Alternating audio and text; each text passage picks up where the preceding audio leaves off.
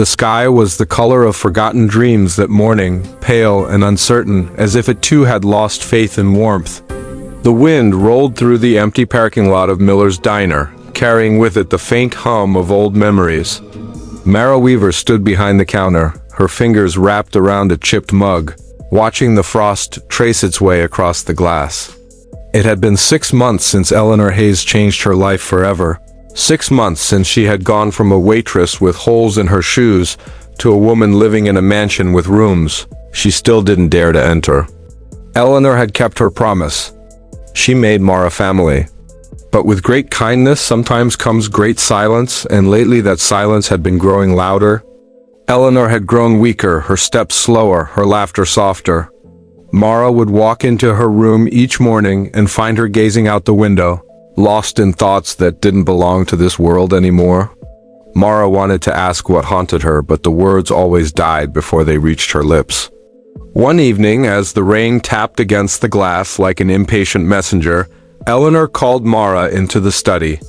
The fire crackled softly, and beside it sat Eleanor with a small wooden box on her lap.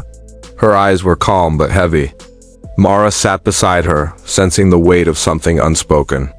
Eleanor placed the box in her hands and said, "Inside this, you'll find the truth about everything I once tried to forget."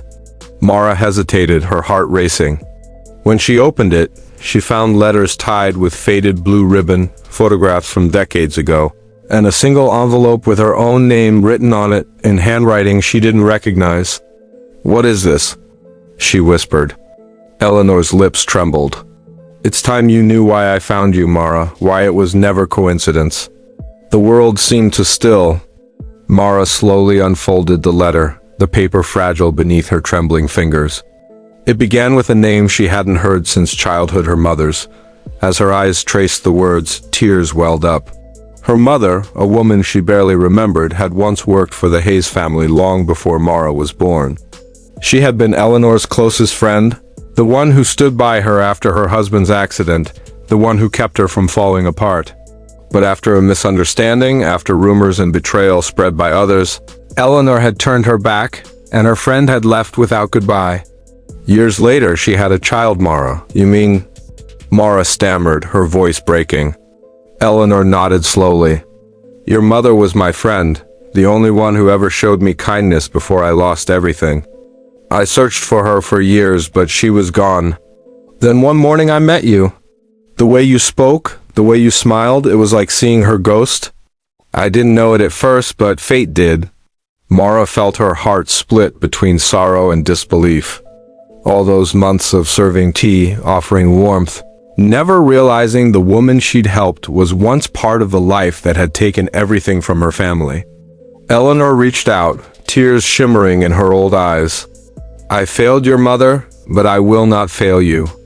That's why I chose you, not just because of kindness, but because you were always meant to find me."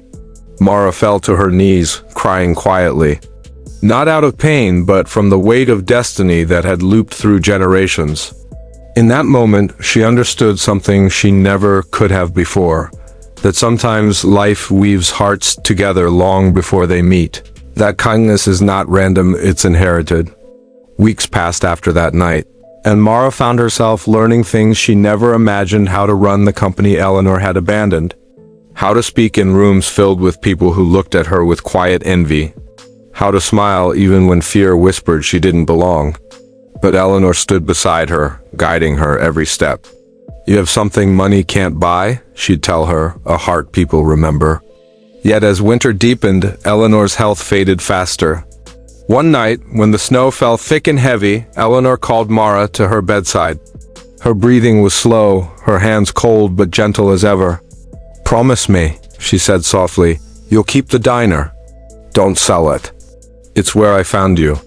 It's where the world reminded me that kindness still breathes." Mara promised. The next morning, Eleanor was gone, peaceful, quiet, leaving behind a world she had finally forgiven. The mansion felt hollow without her laughter, and though Mara inherited everything, she felt poorer than ever. But when she returned to Miller's Diner a week later, something extraordinary happened. The town had changed. People whispered her name now, not as gossip, but as gratitude. The diner had become a haven for those who had nowhere to go, funded anonymously by someone who understood what it meant to have nothing. Mara stepped inside, and behind the counter hung a small sign Eleanor had once written on a napkin. "Kindness is the only currency that never loses value." Mara decided to reopen the diner, not as a business but as a refuge, a place where no one would ever be turned away. She called it Eleanor's Table. Each morning, she brewed coffee, served meals, and listened to stories of broken hearts and hopeful souls. And every evening, she lit a candle in the corner booth, the one Eleanor used to sit in, and whispered, "We're still here."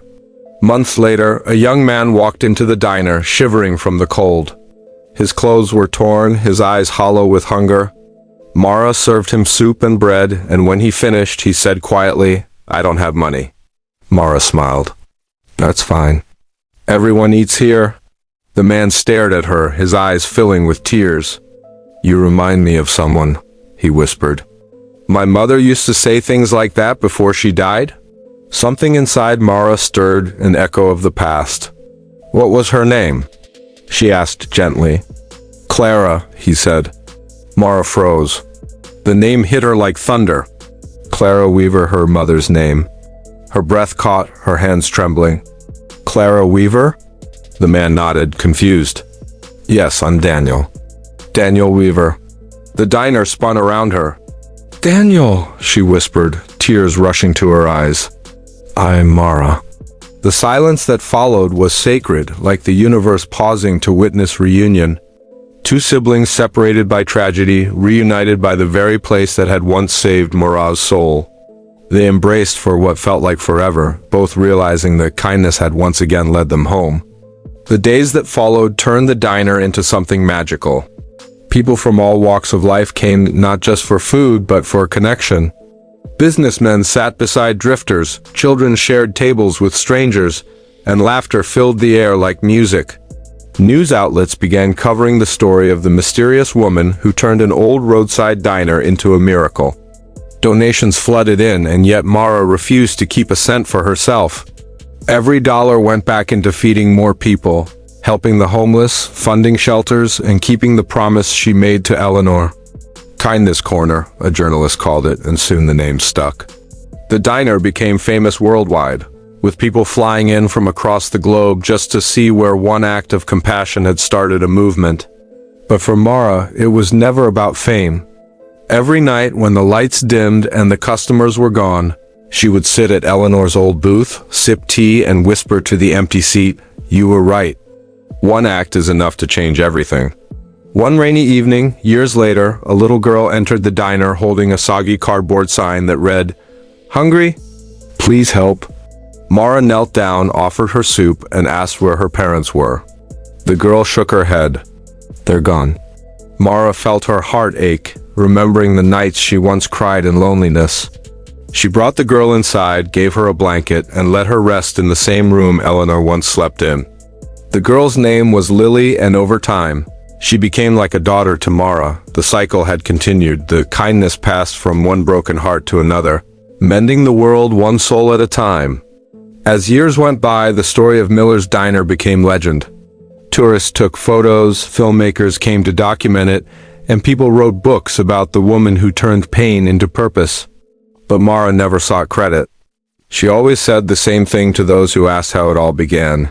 Because one morning, someone believed I mattered. On the 10th anniversary of Eleanor's passing, Mara held a memorial dinner at the diner. Hundreds came, old customers, workers, even strangers who had once been saved by a warm meal and a kind word.